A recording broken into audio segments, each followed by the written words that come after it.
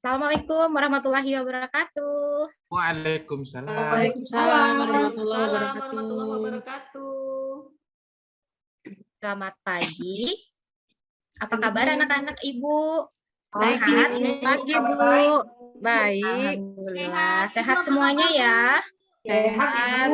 Alhamdulillah Bu. Iya. Kemarin katanya Elita agak sakit. Sudah sehat, Nak? Ya, alhamdulillah udah mulai sehat Bu. Tinggal pilek aja. Oke, semoga cepat pulih, Nak ya. Ya Bu. Oke.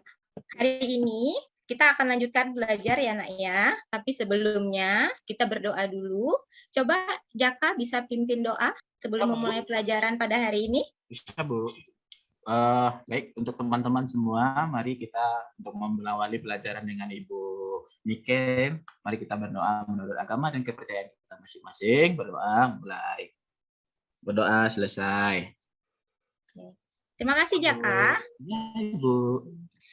Oke, Ibu akan mengecek kehadiran kalian ya sebagai bentuk kedisiplinan di kelas ya. Jaka hadir ya. Hadir dong, Bu. Nopianita. Hadir, Bu. Yusnani. Hadir Bu. Depi. Hadir Bu. Elita. Hadir. Yohana. Hadir, Bu. Mufidah. Hadir, Ibu. Oke, alhamdulillah hari ini hadir semua ya anak-anak Ibu.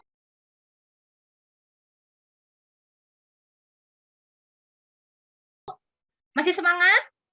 Semangat, Ibu. Masih, Bu. Masih. Ya, harus semangat, Nak ya, karena ini kan masih pagi ya. Jadi kita mengawali pembelajaran hari ini dengan semangat ya, anak-anak ya. Oke, ada yang ingat minggu lalu kita belajar tentang apa? Ibu ingatkan lagi ya. Minggu lalu kita sudah belajar tentang materi penelitian sejarah. Ya, jadi minggu lalu kita sudah bahas tentang tahap-tahap dalam penelitian sejarah. Mulai dari menentukan topik, kemudian tahap heuristik, kemudian lanjut lagi tahap verifikasi, dan lanjut lagi tahap interpretasi, dan yang terakhir masuk kepada tahap apa? Ada yang tahu? Historiografi Bu. Pinter Elita, ya pinter Nopi ya. Jadi betul sekali. Jadi tahap yang terakhir adalah tahap historiografi. Nah, tahap itu nanti ada hubungannya dengan materi kita hari ini ya anak-anak. Jadi kita hari ini akan membahas tentang historiografi sejarah Indonesia. Oke, sebelum itu Ibu akan tampilkan materinya terlebih dahulu ya.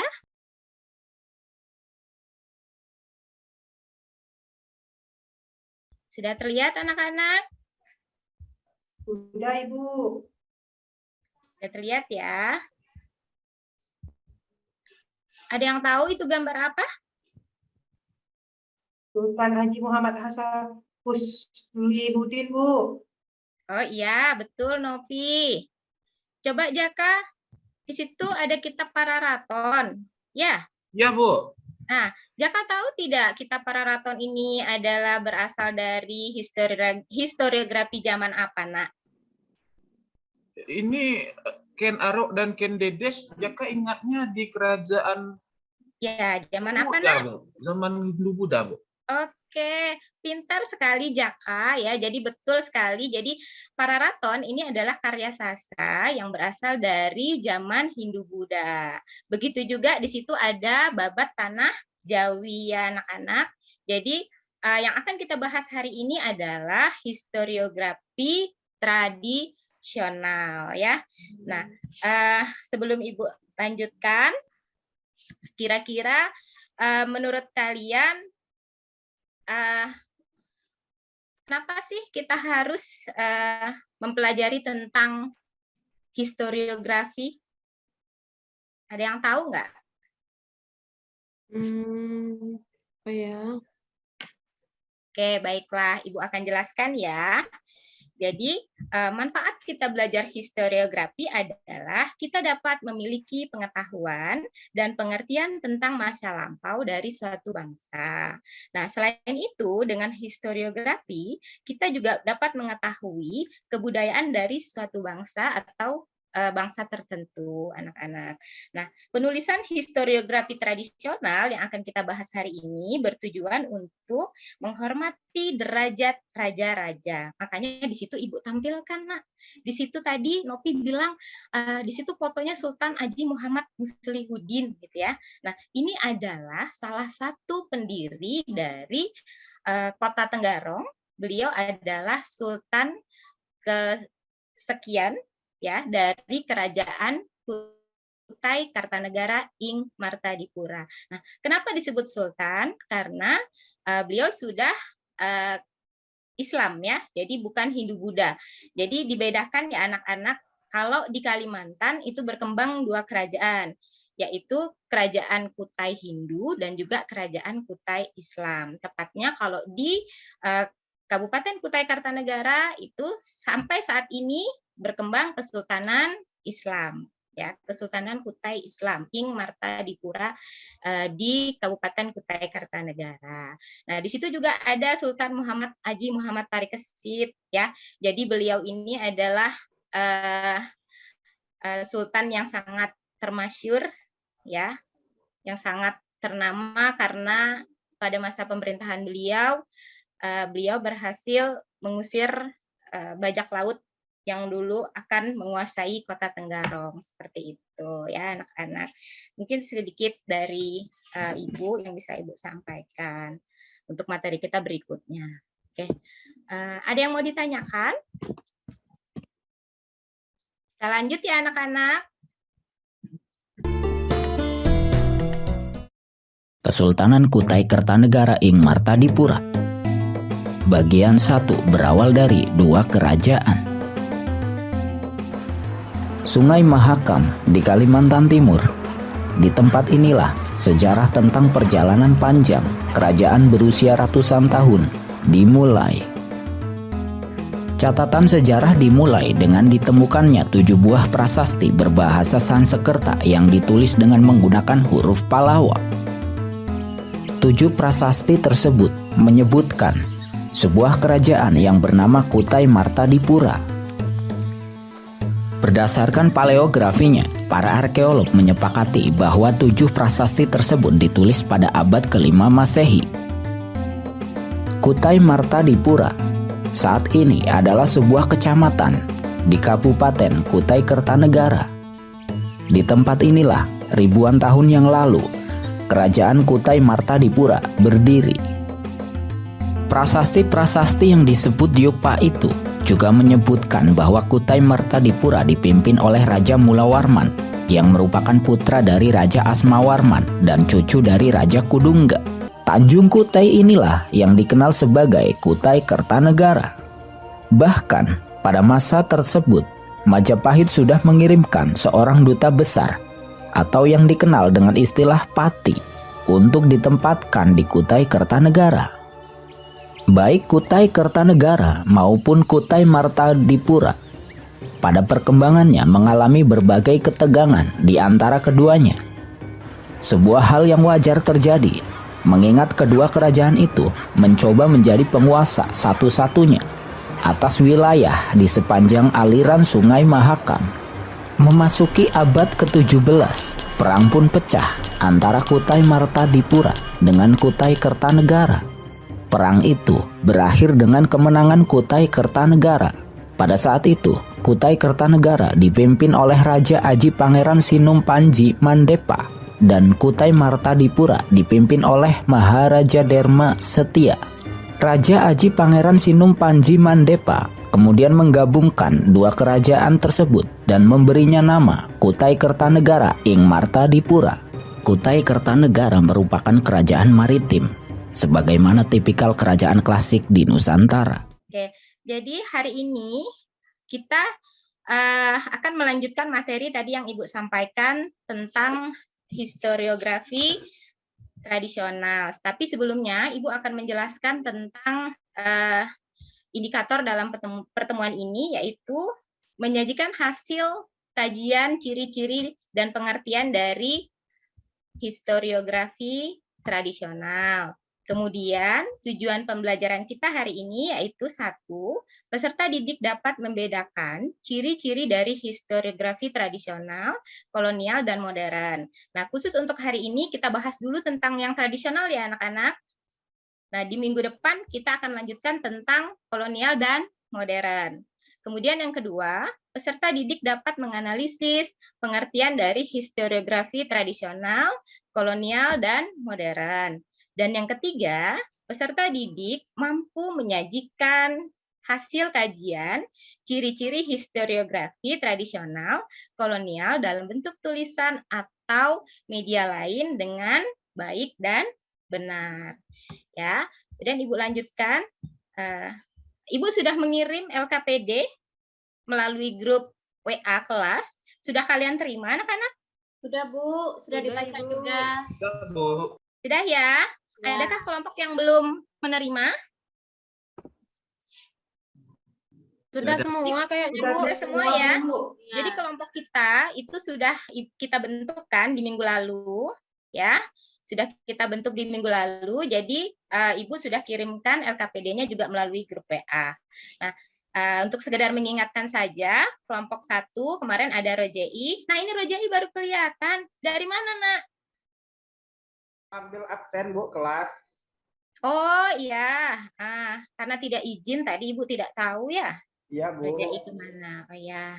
Ikuti pelajaran dengan baik ya, Rojai. Iya, Bu. Siap, Bu. Oke. Ya, jadi kelompok 1 Ibu ingatkan tadi ada Rojai, Novianita, dan Yusnani ya. Kelompok 2 ada Depi, Elita, kemudian ada Priharyo. Kelompok 3 ada Budi dan juga ada Yohana. Dan kelompok 4 ada Jaka, ada Dewi, dan ada Mufidah. Ya. Jadi kita akan lanjut untuk melakukan kegiatan pembelajaran kita pada hari ini, yaitu dengan membuat proyek, Nak. Ya, tapi sebelumnya Ibu akan memaparkan sedikit tentang apa itu historiografi agar kalian bisa lebih paham ya. Nah, di sini ini ada langkah-langkah pembelajaran, Nak. Jadi nanti kalian akan mengamati, tadi sudah mengamati gambar, kemudian sudah mengamati tadi ada karya-karya sastra, kemudian ada raja-raja juga, karena historiografi itu ada hubungannya juga dengan kekuasaan, nah, ya, karena yang akan kita bahas adalah tentang historiografi tradisional. Kemudian di situ kalian nanti akan menggali informasi tentang Kerajaan Kutai, Kartanegara Ing Martadipura. Kemudian kalian menyiapkan alat bahan, ya. Kenapa menyiapkan alat bahan di sini?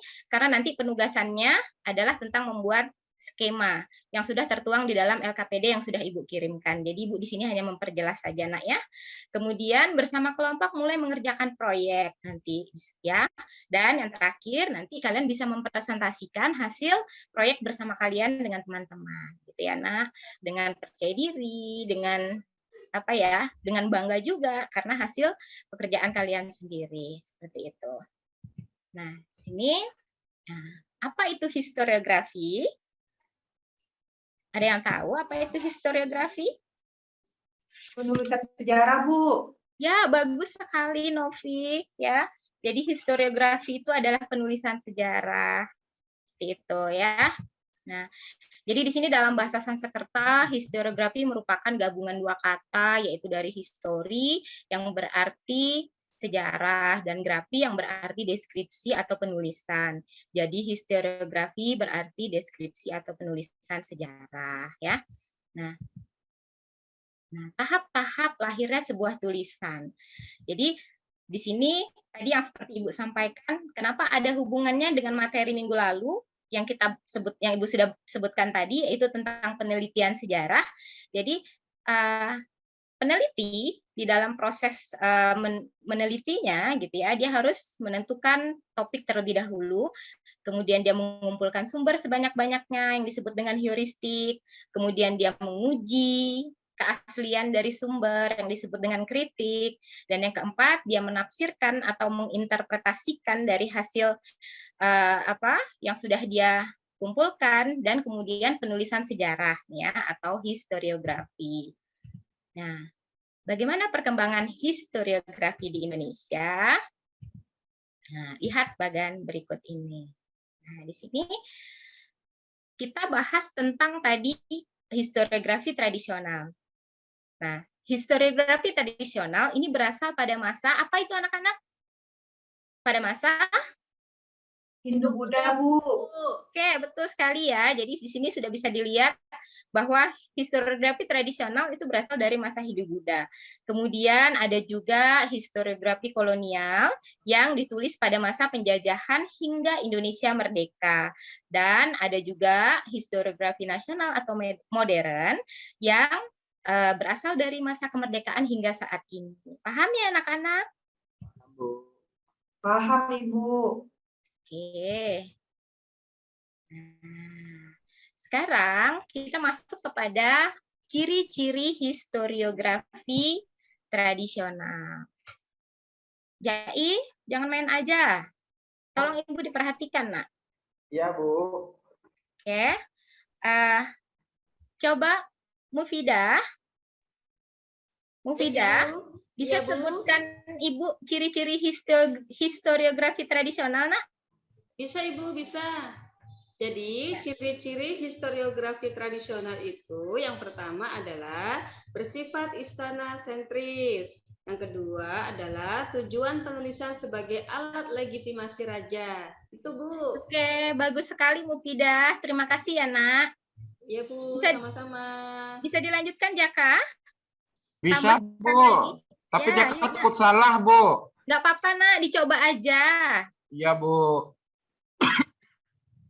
Yang ketiga, banyak unsur mitosnya, Bu. Yang keempat, banyak atau kaya akan unsur kedaerahannya, Bu. Oke, bagus sekali Jaka jawabannya ya. Terima kasih ya, Nak.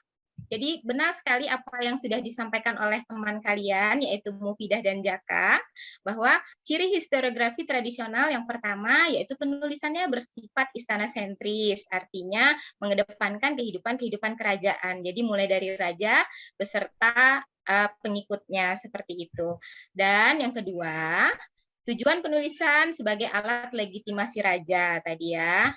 Dan yang ketiga, banyak mengandung unsur mitos. Ya, jadi ada hubungannya dengan religius lah seperti itu, Nak ya, religi. Kemudian yang keempat bersifat religiosentris atau kaya akan unsur kedaerahan. Nah, jadi hari ini tugas kita tadi ya yang sudah ada di LKPD, Ibu ingatkan lagi, kita akan menulis, membuat karya tentang sejarah lokal ya, Nak ya. Jadi kita mengangkat budaya yang ada di daerah kita sendiri.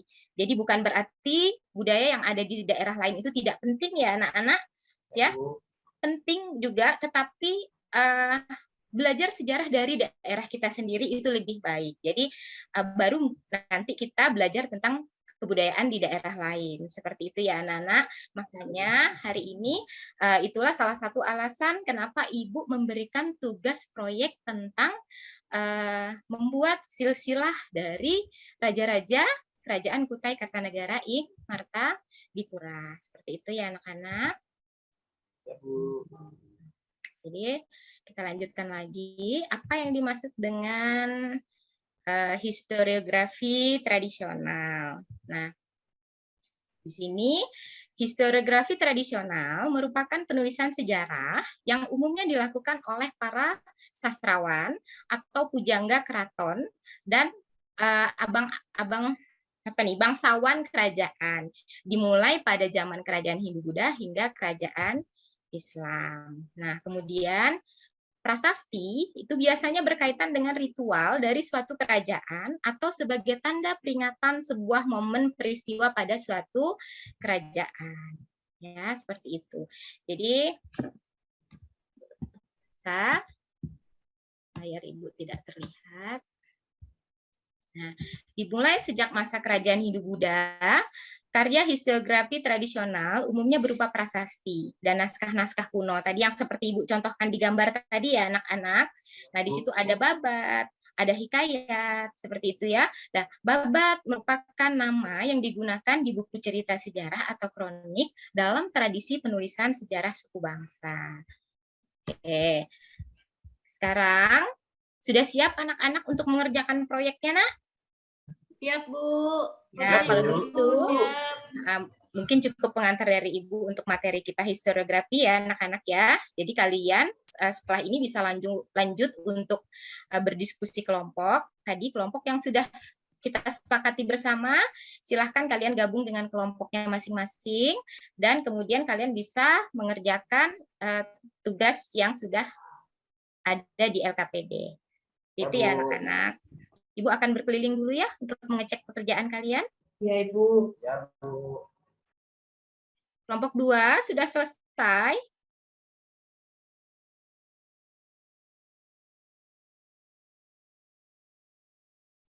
Kelompoknya Elita sudah selesai, Nak? Belum, Bu. Belum ya? Ngapain aja tadi Elita?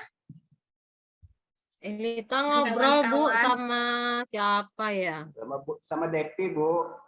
Tuh kan, Elita biasa begitu dia. Kalau sudah kerja kelompok, biasanya main-main aja. Ayo Elita, kasihan teman-temannya. Dibantu, Nak. Terusan dari toilet Bu. Dikurangi aja, Bu, nilainya, Bu. Elita, Bu. Jangan Bu, udah sampai nih. Kasihan, jangan Nak ya. Elita yuk, bantu temannya Nak. Apa ya? Kelompok 3, sudah apa belum? Dikit lagi Bu. Dikit lagi. Oh, kelompok 1 Oke. udah Bu. Dilanjut. Oh iya, kelompok 1, kelompoknya Mbak Sinovi ya? Iya, saya sudah, Bu. Iya. Oh iya. Ayo Novi, Ya, mungkin kalau gitu. bisa presentasi Nak hasil Boleh. karyanya. Boleh. Baik, Assalamualaikum warahmatullahi wabarakatuh. Waalaikumsalam Warahmatullahi wabarakatuh. Kami dari kelompok 1 mau mempresentasikan hasil diskusi kami, yaitu mengenai silsilah Raja-Raja Kerajaan Kutai Kartanegara Martadipura. Adapun silsilahnya adalah yang pertama, nama raja-rajanya Aji Batara Agung Dewa Sakti tahun 1300 sampai 1325. Kedua, Aji Batara Agung Paduka Nira tahun 1325 sampai 1360. Ketiga, Aji Maharaja Sultan tahun 1360 sampai 1420. 4, Aji Raja Mardaksha yaitu tahun 1420 sampai 1475. Kelima, Aji Pangeran Tumenggung Baya tahun 1475 sampai 1545. Keenam, Aji Raja Mahkota Mulia Alam tahun 1545 sampai 1610. 7, Aji Dilanggar tahun 1610 sampai 1635. 8, Aji Pangeran Sinu Panji Pandapa ing Martadapura tahun 1635 sampai 1650. Kesembilan, Aji Pangeran Dipati Agung ing Martapura tahun 1650 sampai 1665. Kesepuluh, Aji Pangeran Dipati Majakusuma ing Martadipura tahun 1665 sampai 1686. Maaf Ibu, baru sampai 10 Bu. Nanti Oh, dilanjut ya. lagi ya Bu. Ya, nggak apa-apa Nak, udah bagus sekali tugasnya. Makasih ya Novi dan kawan-kawan ya. Jadi sudah sangat baik sekali pekerjaannya. Jadi sudah sangat kreatif ya anak Ibu. Sudah bisa menampilkan silsilah raja-raja dari Kerajaan Kutai Kartanegara ing Martadipura dengan sangat baik ya. Jadi catatannya buat kelompok 1 nanti bisa dilengkapi dengan gambar-gambar Nak ya, biar lebih menarik. Ya Ibu, nanti kami lengkapi ya Bu. Ya, terima kasih banyak kelompok 1. Sama-sama. Dan jadi hari ini alhamdulillah kita sudah selesai ya anak-anak mempresentasikan hasil karyanya, dan semua kelompok hari ini tampil dengan baik ya, dengan bagus, dan semuanya juga mendapatkan nilai yang bagus ya. Jadi sebelum Ibu mengakhiri, Ibu mau bertanya dulu pada anak-anak, gimana perasaan kalian dalam membuat mengerjakan proses karya skema tentang silsilah Nak? Ada yang mau mengungkapkan? Seru Bu. Oh ya, menyenangkan Kita Nak ya? tahu Bu, silsilah raja-raja dari yang pertama sampai terakhir. Oh ya, bagus sekali Novi. Ada lagi yang mau mengungkapkan perasaannya? Jadi nggak ngantuk Bu, asik Bu. Iya. Apalagi Bu gurunya cantik. Alhamdulillah, Mufidah bisa sekali ya dia merayu gurunya. Bu, saya ditambahin Bu ya besok ya Bu ya. Oh siap Nak, nanti Bu tambah nilainya ya. Tapi catatannya harus rajin Nak ya belajarnya. Siap, Ibu. Nah, dan pastinya tidak hanya pelajaran Ibu saja ya. Jadi pelajaran guru-guru yang lain juga kalian harus tetap semangat, Nak. Ya, Ya, Bu. harus tetap semangat belajarnya. Jadi biar kalian itu nanti memperoleh hasil yang baik, ya Nak ya. Nah, Oke. Ibu selalu doakan kalian nanti berhasil ya. Jadi Amin. orang yang sukses. Iya, Ibu. Amin, Bu. Iya. Jadi tadi Ibu sudah tanya perasaannya seperti apa, semuanya menyenangkan, tidak terbebani Nak ya.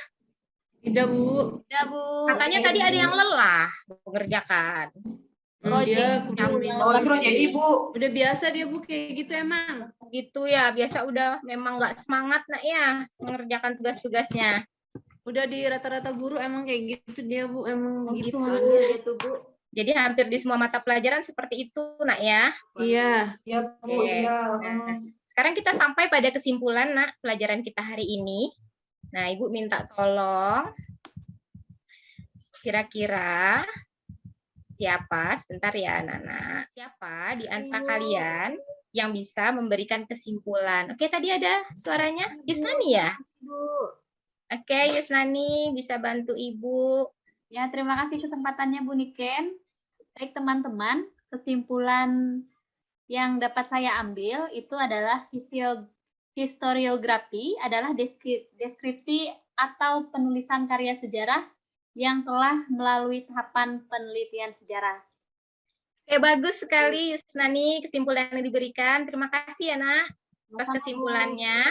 Nah, jadi di sini Ibu akan menambahkan sedikit kesimpulan yang sudah disampaikan oleh Yusnani. Jadi, perkembangan historiografi Indonesia dimulai sejak masa Hindu-Buddha. Historiografi tradisional yang kita bahas tadi, kemudian berkembang di masa mulai dari Hindu-Buddha, kemudian masa kolonial Belanda, dan setelahnya masa kemerdekaan Indonesia. Seperti itu ya anak-anak. Dan di sini ada beberapa gambar lagi yang bisa kalian lihat tentang contoh historiografi. Nah, sekarang, di situ ada rangkumannya juga ya tadi. Jadi ada beberapa ciri-ciri yang tadi sudah disebutkan juga yang sudah kita bahas. Seperti itu ya. Mungkin cukup untuk materi pelajaran kita hari ini anak-anak ya. Sudah, Ibu. Sudah kelihatan lelah? Mau jajan, Bu? Oh iya, sebentar lagi istirahat ya Nak. Oke, nanti bisa jajan ya setelah ini. Jadi Ibu ucapkan terima kasih karena kalian sudah mengikuti pelajaran hari ini dengan baik ya, dengan semangat, dengan antusias juga. Seperti itu anak-anak. Dan jangan lupa ya, nanti tolong dikerjakan tugas rumahnya dan Ibu sudah kirim di melalui Google Class-nya anak-anak ya. Jadi nanti bisa kalian cek di sana, bisa dikerjakan ya. Dan nanti bisa disampaikan di minggu depan ya. Jangan lupa untuk terus belajar. Seperti itu. Kemudian Ibu akhiri dan Ibu cukupkan untuk hari ini ya. Kurang lebihnya Ibu mohon maaf apabila ada kekurangan dari apa yang Ibu sampaikan. Kita ketemu lagi minggu depan. Tetap semangat anak-anak Ibu ya. Tetap menjadi siswa-siswa yang bersemangat dan berprestasi pastinya. Nah ya. Oke, akhiri. Assalamualaikum warahmatullahi wabarakatuh. Waalaikumsalam warahmatullahi wabarakatuh. Selamat pagi. Pagi, Bu. Terima kasih, Bu. Sama-sama, Nak.